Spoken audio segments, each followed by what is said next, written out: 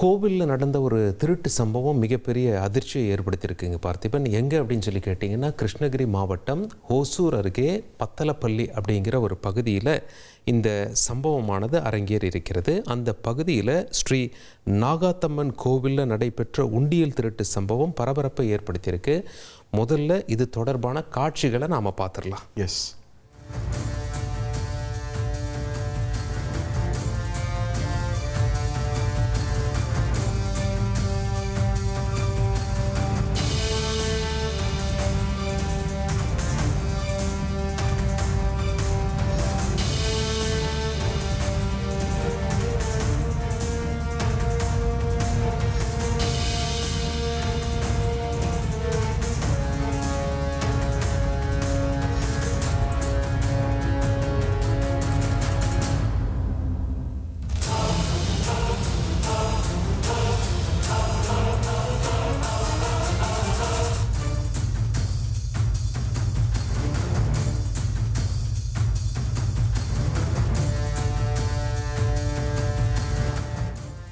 இரவு நேரத்தில் கோவிலுக்குள் புகுந்த இளைஞர் முதல்ல அம்மன் சிலையில் நகைகள் இருக்கா அப்படின்னு சொல்லிட்டு தீக்குச்சி வெளிச்சத்தில் பார்க்குறாரு.